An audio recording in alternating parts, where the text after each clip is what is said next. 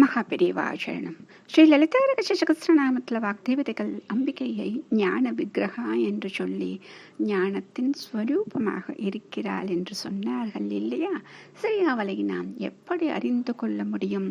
அவள் எப்படி இருக்கிறாள் என்று நாம் எப்படி தெரிந்து கொள்வது அப்படிங்கிறதுக்கு சொல்லக்கூடிய நாமமாக ஓம் சர்வ வேதாந்த சம்வேத்யாயை நமஹ.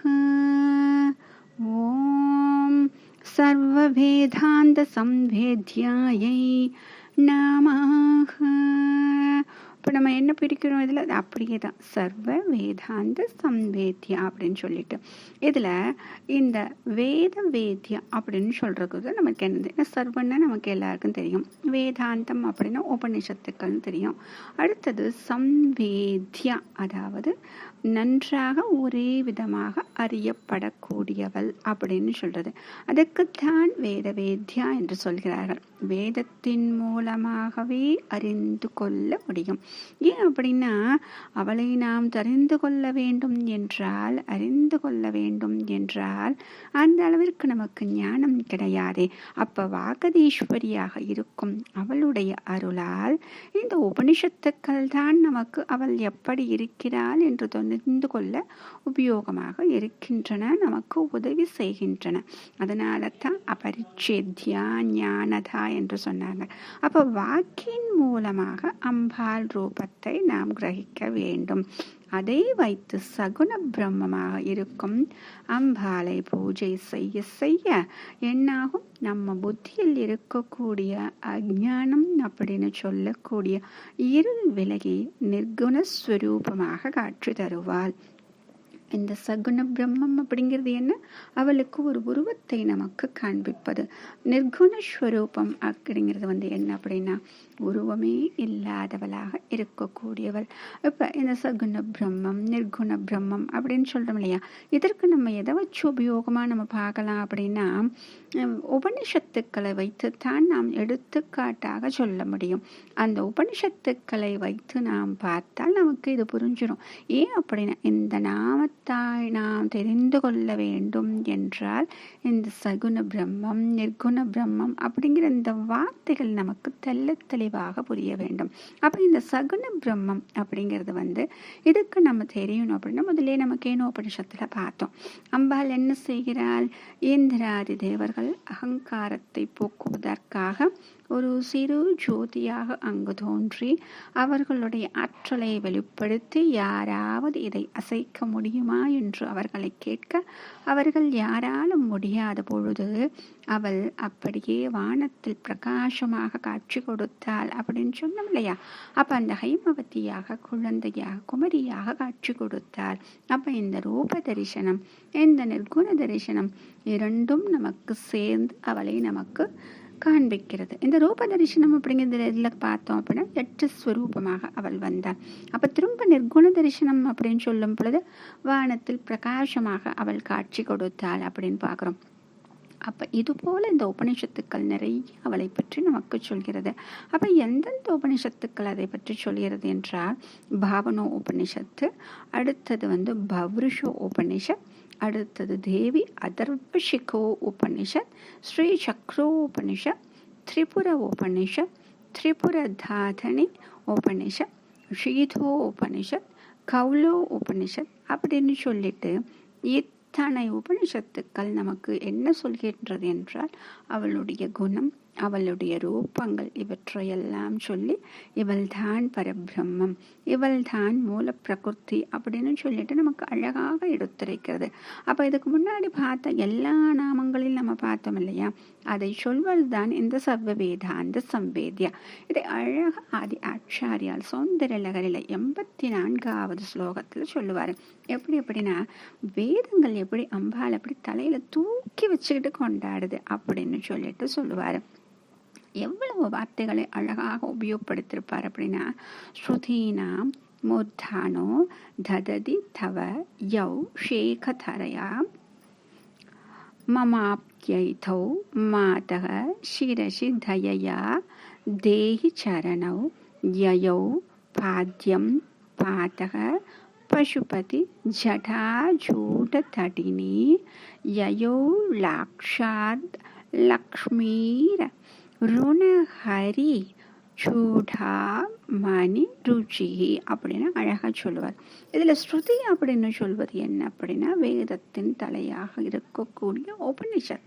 அது என்ன பண்ணதான், அந்த அம்பிகையினுடைய பாதங்களை தன் தலைக்கு மணிமகுடமாக அணிந்து இருக்கிறது.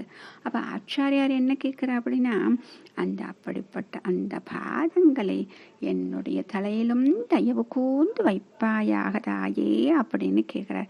ஏன் அப்படின்னா, அம்பாளினுடைய சரணங்கள் அவ்வளவு எளிதாக யாருக்கும் கிடைக்காது. வேதங்கள் உட்பட எல்லாமே தேடி தேடித்தான் பற்றி கொள்ள வேண்டியதாக இருக்கிறது அப்படின்னு சொல்றாங்க. இதைத்தான் அபிராமி பட்டர் அழகா சொல்லியிருப்பாரு. மால் அயன் தேட மறை தேட வானவர் தேட நின்ற காலையும் அப்படின்னு சொல்லியிருப்பார். மால் அயன் தேட, மால் அப்படிங்கிறது திருமால், அயன் அப்படிங்கிறது பிரம்மா, மறை அப்படிங்கிறது வேதம், வானவர் தேவர்கள், இவர்கள் அனைவரும் தேடுகிறார்களாம். எதற்காக? அந்த திருப்பாதங்களை பற்றி கொள்வதற்காக. அப்ப அபிராமி வல்லியின் திருப்பாதங்களை திரிமூர்த்திகள் மட்டுமல்ல, வேதங்களும் பற்றி கொண்டு நிற்கிறது. இதை இன்னும் அழகா சொல்லியிருப்பார். நயனங்கள் மூன்றுடை நாதனும் வேதமும் நாரணனும் அயனும் பரவும் அபிராமவல்லி அடியினையை அப்படின்னு சொல்லியிருப்பார். இதுலயும் அதே தான் சொல்றார். அயன் அப்படின்னு சொல்லிட்டு பிரம்மா, பரவும் அப்படின்னா போற்றக்கூடிய, அடியினையை அப்படின்னு சொல்லிட்டு இந்த பூஜை செய்ய வேண்டும் அப்படின்னு சொல்லிட்டு, இதெல்லாம் எப்படி நம்ம தெரிஞ்சுக்கிறது, எப்படி பூஜை செய்வது அப்படிங்கிறதுக்கு தான் இந்த உபனிஷத்துக்கள் நமக்கு காட்டுகிறது. அப்ப அம்பாளை எப்படி வழிபட வேண்டும், அவளை எப்படி பூஜை செய்ய வேண்டும் என்று வேதங்களும் உபனிஷத்துக்களும் வழிகாட்டுகிறது. இன்னும் அழகாக சொல்றாரு. விழிக்கே அருளுண்டு அபிராம வல்லிக்கு வேதம் சொன்ன வழிக்கே வழிபட நெஞ்சுண்டு எமக்கு அப்படின்னு சொல்லிட்டு, அப்ப அவளை நம்ம எப்படி தெரிஞ்சுக்கிறது அப்படின்னா, தேவியினோட அருளாலத்தான். இதற்கு அழகா ஒரு உபனிஷத், தேவி அதர்வசிகோ உபனிஷத் அப்படின்னு சொல்றாங்க. இதுக்கு முன்னாடி நம்ம என்ன பார்த்துருக்கோம், அவன் அருளாலே அவன் தாள் வணங்கி அப்படின்னு சொல்லிட்டு சிவபுராணத்தில் நம்ம படிச்சிருக்கோம் இல்லையா. அதுபோல அவள் எப்படி இருக்கிறாள் என்பதை அவள் தான் நமக்கு காண்பித்து கொடுக்க வேண்டும். நாம தெரிந்து கொள்ள நமக்கு ஞானம் போதாது. இப்ப தேவி அதர்வசிகோ உபனிஷத்துல நம்ம பார்த்தோம் அப்படின்னா, தேவர்கள் எல்லோரும் அம்பாளன் தரிசனம் செஞ்சிடறாங்க. செஞ்சுட்டு ஒவ்வொரு கேள்வியா கேட்குறாங்க. அதற்கு அம்பிகை பதில் சொல்கிறார். அப்ப அந்த வசனங்களை பார்த்துட்டு நம்ம பார்த்தோம் அப்படின்னா இன்னும் நமக்கு இது தெளிவாக புரியும். முதல்ல என்ன கேட்குறாங்க அப்படின்னா, காஷித்வம் மகாதேவி அப்படின்னு அவகிட்ட கேட்குறாங்க. அப்ப அம்பிகை சொல்றாளாம், சா பிரவீத் அப்படின்னு, அதாவது சா அப்ரவீத் அப்படின்னு, அகம் பிரம்மஸ்வரூபிணி, நான் தான் பிரம்மஸ்வரூபிணியாக இருக்கிறேன். பரபிரம்மம் என்று சொல்லக்கூடிய சாட்சாத் ஏக வஸ்துவாக இருப்பவள் நான் தான். அடுத்தது என்ன சொல்ற அப்படின்னா, மத்தக பிரகிருத்தி புருஷார்த்தகம் ஜகத் சூன்யம் ச அசூன்யம் ச. இதில் நம்ம முதல்ல பார்த்தோம், ஒன்று நேர்மறை இன்னொன்று எதிர்மறை அப்படின்னு சொல்லிட்டு ஜோடி ஜோடியாக இரண்டாக வாக்கியங்களை சொல்லி நாமங்களை பார்த்தோம் இல்லையா. அதையே தான் நீங்க சூன்யம் ச அசூன்யம் ச அப்படிங்கிறாங்க. இதில் என்ன சொல்றாங்க அப்படின்னா, என்னிடம் இருந்து பிரகிருதி புருஷ வடிவாக ஜகத் என்னும் இந்த உலகம் சூன்யமாகவும் சூன்யம் அற்றதாகவும் இரண்டுமாகவும் இருக்கிறது அப்படின்னு சொல்லிட்டு, அடுத்ததாக அகம் ஆனந்தான ஆனந்தாக அப்படின்னு சொல்லிட்டு, அதாவது அகம் ஆனந்தா அனானந்தா அப்படின்னு சொல்லுது. அப்ப நானே ஆனந்தமாகவும் ஆனந்தமற்றவைகளாகவும் இருக்கிறேன் அப்படின்னு சொல்லிட்டு, அடுத்ததாக வார்த்தை விஞ்ஞான நேகம் அப்படின்னு சொல்லிட்டு, அப்ப விஞ்ஞானமாகவும் அவிஞானமாகவும். இங்க விஞ்ஞானம் அப்படிங்கிறது என்னது? தெளிந்த ஞானம். அவிஞானம் அப்படிங்கிறது தெளிவற்ற ஞானம். இது இரண்டாகவும் நானே தான் இருக்கிறேன். அடுத்தது சொல்றாங்க, பிரம்மா பிரம்மை வேதி தேவ்யே அப்படின்னு சொல்றாங்க. அதாவது பிரம்மா பிரம்மை வேதி தவ்யே அப்படின்னு. அப்ப பிரம்மமாகவும் அப்பிரம்மமாகவும் நானே தான் என்று தெரிந்து கொள்வாயாக. அடுத்தது சொல்லிட்டு இத்யாக அதர்வன ஸ்ருதிகி, அதர்வன வேதத்தில் உள்ள உபனிஷத் எப்படி சொல்கிறது அப்படின்னு முடிக்கிறாங்க. அப்ப இப்படிப்பட்ட உபனிஷத்துக்கள் மூலமாக குணமாகவும் நிர்குணமாகவும் இவளே தான் இருக்கிறாள். இதை தெரிந்து கொண்டாதான் ஆத்ம வித்யை ஞானம் நமக்கு வரும். அப்ப கர்ம மார்க்கம், அதற்கப்புறமா பக்தி மார்க்கம், அதற்கப்புறமா ஞான மார்க்கம். இந்த லலிதா சகஸ்ரநாமத்தில் பார்க்கும் பொழுது வாக்தேவதைகள் அப்படித்தான் நம்மை அழைத்து செல்கிறார்கள். முதலில் கர்ம மார்க்கமாக, அடுத்தது பக்தி மார்க்கமாக சொல்லிவிட்டு இப்பொழுது நம்மை ஞான மார்க்கத்தில் அழைத்து செல்கிறார்கள் இல்லையா? இப்படி செல்லும் பொழுது அவளையும் நாம் கண்டுகொள்ள முடியும். எப்படி? அவளுடைய அருளின் மூலமாக. மகாபிரியவா சரணம்.